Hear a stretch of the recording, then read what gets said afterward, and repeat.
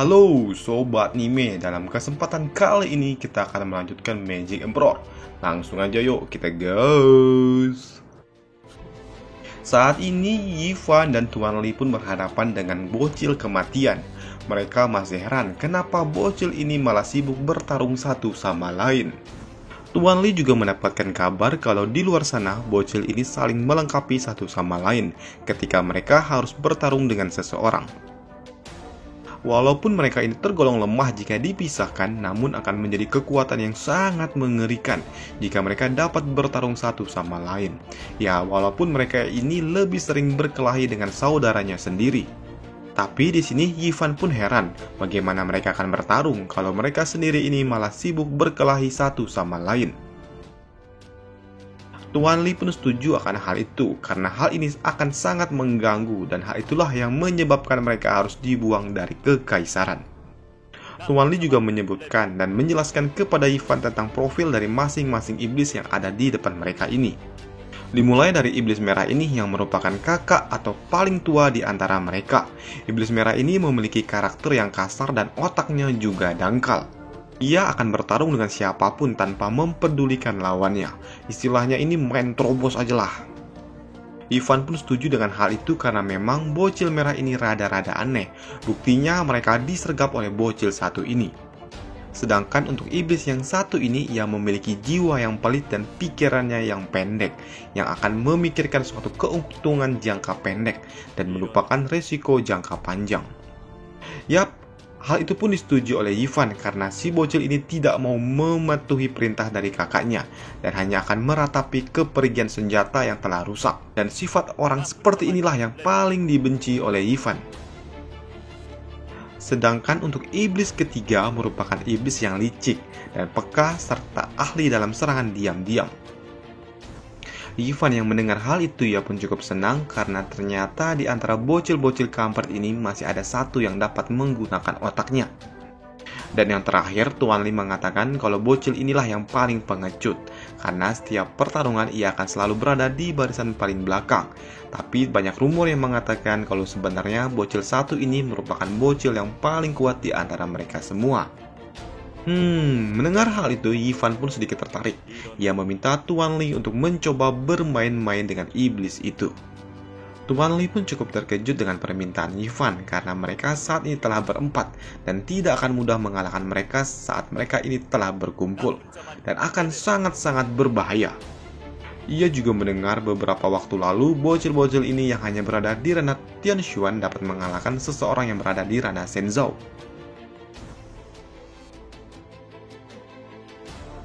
Dan hal itu tentu saja menjelaskan kalau mereka ini sangat kuat karena untuk mengalahkan orang di ranah Shenzhou tingkat 2 sangatlah sulit. Tapi Yivan yang mendengar hal itu ia tidak peduli. Mau bagaimanapun bocil itu telah terluka saat ini, jadi tidak ada alasan untuk tidak dapat mengalahkan mereka. Lain faktor itu, jika mereka tidak dapat mengalahkan para bocil itu, ia tidak yakin kalau mereka dapat keluar dari tempat ini hidup-hidup. Tuan Li yang melihat Yivan seperti itu, ia pun sangat heran. Yivan yang memang rada-rada kampret, ia pun memprovokasi bocil-bocil itu dengan mengatakan hal-hal yang tidak senonoh, yang membuat bocil-bocil ini pun langsung tersentak dan terdiam. Tuan Li yang melihat bocil-bocil itu mulai berhenti berkelahi satu sama lain, dirinya pun memiliki firasat buruk. Karena saat ini tatapan mata dari para bocil-bocil itu semuanya mengarah kepada dirinya. Yivan yang melihat para bocil ini, ia pun menyadari kalau sepertinya para bocil ini terkena provokasi yang ia berikan. Tuan Li pun sebenarnya ia sangat kesal dengan Yivan, tapi ya mau bagaimana lagi. Ia pun ikut bermain dengan drama yang diberikan oleh Yivan dan membenarkan kata-kata yang tak senonoh yang diucapkan oleh Yivan untuk memancing emosi para bocil kematian. Dan tiba-tiba ia sangat terkejut dengan apa yang ada di depan matanya, karena saat ini para bocil itu bergerak dengan sangat-sangat cepat ke arahnya dan membentuk suatu bor yang siap menghantam Tuan Li dengan kecepatan yang sangat luar biasa. Tuan Li yang melihat itu ia pun tahu kalau serangan itu akan sangat berbahaya jika terkena langsung. Jadi saat ini ia menyiapkan sesuatu di tangannya dan melepaskannya ke arah bocil itu. Dan BAM! Tanpa diduga kalau dari efek benturan itu memaksa Tuan Lee harus terhempas. Dan saat ini Tuan Lee juga harus terluka, walaupun tidak terluka parah. Serangan para bocil ternyata tidak sampai di sana saja, dan mereka kembali mencoba Tuan Lee yang lagi-lagi melihat ada serangan ke arahnya, ia pun mulai kesal. Ia kini melepaskan kekuatan iblisnya juga. Ia yang menyiapkan serangan di tangannya dan ingin menghantamkannya ke arah para bocil, ternyata serangan itu dapat dihindari. Ivan dari jauh ia pun cukup terkejut karena saat ini Tuan Lee terkepung dan dikelilingin oleh para bocil yang bergerak sangat cepat. Tuan Lee yang berada di antara mereka, dirinya pun cukup kesulitan melihat pergerakan dari para bocil. Bahkan dirinya harus terkena beberapa kali tabokan. Bahkan bukan cuma 1 kali ataupun 2 kali, tapi lebih dari 3 kali ia mendapatkan suatu pukulan telak di wajahnya. Yang membuatnya sangat kesal adalah serangan itu hanyalah mengincar satu sisi dari wajahnya saja. Ya, walaupun serangan itu tidak menyakitkan, tapi hal itu akan sangat menjengkelkan. Ivan yang melihat pergerakan para bocil terlalu cepat, ia pun cukup heran apa yang sebenarnya terjadi. Kenapa pergerakan bocil itu sangat cepat tapi tidak memiliki power di serangannya? Ia sangat curiga dan mencoba menebak apa yang dilakukan oleh para bocil ini. Jadi saat ini ia pun meminta agar Tuan Lee untuk diam saja dan membiarkan para bocil itu untuk menghajar dirinya. Tuan Lee pun di sini sebenarnya sangat kesal diperlakukan seperti itu. Ia bersumpah akan menghajar para bocil ini dan akan membalaskannya 100 kali lipat nantinya. Tuan Lee pun mengikuti perintah dari Ivan. Kini dirinya pun berteriak dan meminta para bocil itu untuk menyerang sisi lain dari wajahnya jika mereka mampu melakukan hal itu. Tapi iblis ini pun mengatakan kalau dirinya hanya akan menyerang satu sisi saja. Ia yang berbicara seperti itu di belakang Tuan Lee, langsung saja ia dicomot oleh Tuan Lee. Karena saat ini bocil ini telah tertangkap, maka sekaranglah waktunya pembalasan. Kini Tuan Lee pun menyiapkan serangan di tangannya dan langsung saja melepaskan tinjunya ke arah si bocil. Tapi ia sangat terkejut dengan satu hal, karena si bocil ini dapat menggerak dengan sangat cepat. Bahkan pukulannya saja tidak dapat berhasil mengenainya, walaupun Tuan Lee sudah berhasil menangkapnya.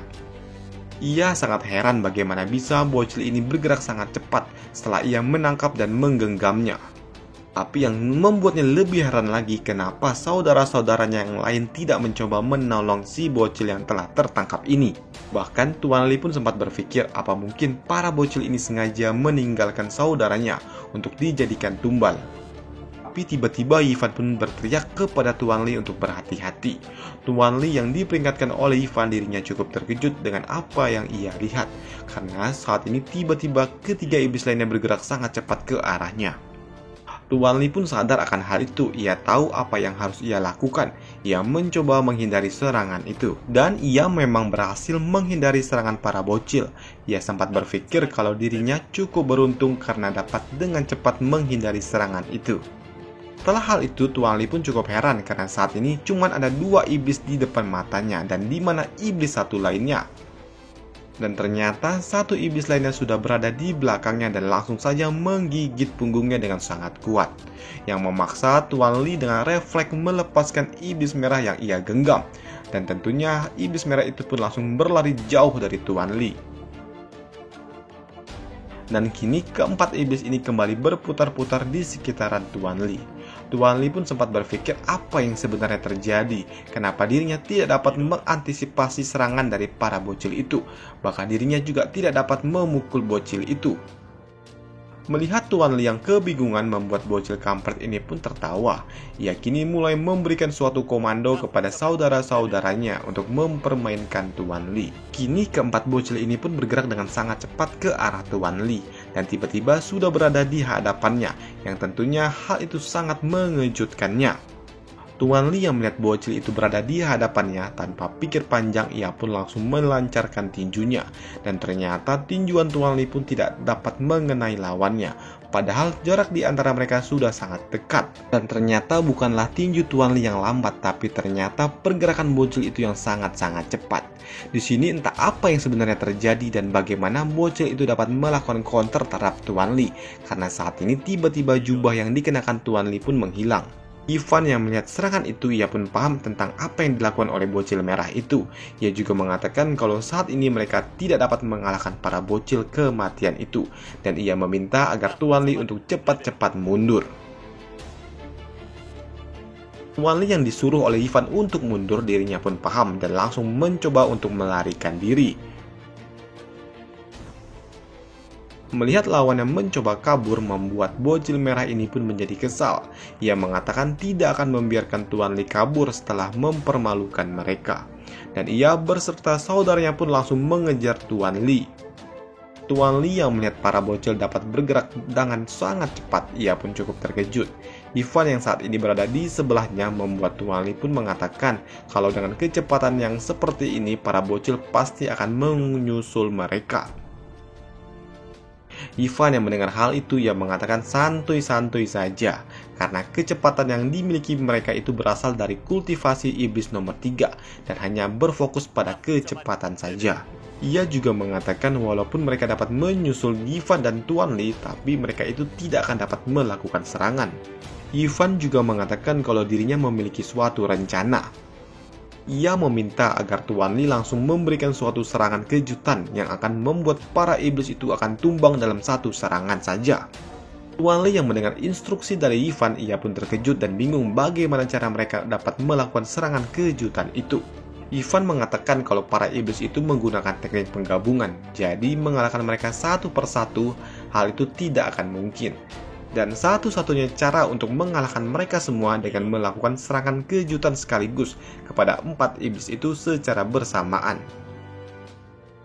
Lalu Tuan Li pun bertanya bagaimana cara mereka melakukan serangan kejutan itu. Ivan mengatakan kalau itu hal yang mudah. Ia juga bertanya apakah Tuan Li ingat dengan teknik ketiga dari jurus iblis. Ia mengatakan kalau dirinya akan menggunakan jurus itu bersamaan dengan Tuan Li secara bersama-sama. Dari belakang mereka, iblis ini pun kesal dan meminta Ivan dan Tuan Li untuk segera menyerah saja. Kalau Ivan dan Tuan Li mau menyerah, mungkin saja dirinya akan mengampuni nyawa mereka. Tapi tiba-tiba saja, Ivan dan Tuan Li pun berhenti tepat di hadapan para bocil itu, yang membuat para iblis kecil ini pun terkejut dengan pergerakan yang sangat tiba-tiba itu. Yang lebih mengejutkan lagi, saat ini Tuan Li pun memancarkan suatu energi yang sangat kuat dari dalam tubuhnya. Begitu juga dengan Ivan, mereka berdua pun melepaskan suatu serangan yang sangat besar secara bersamaan ke arah para bocil yang ada di hadapannya. Serangan dadakan itu membuat para bocil itu pun tidak dapat menghindari serangan tiba-tiba itu, dan memaksa para bocil itu pun harus tumbang di udara dan menghantam tanah dengan sangat cepat dari atas sana. Di bawah sana, keempat iblis ini pun pingsan. Hal itu pun dimanfaatkan oleh Tuan Li untuk membalaskan dendam.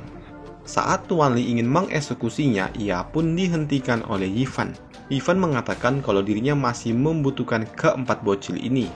Ia mengatakan kalau dirinya akan mengunci level kultivasi mereka untuk sementara dan menyiapkan siksa kubur. Dan selesailah alur cerita dari Magic Emperor, dan sampai jumpa di video selanjutnya. Bye.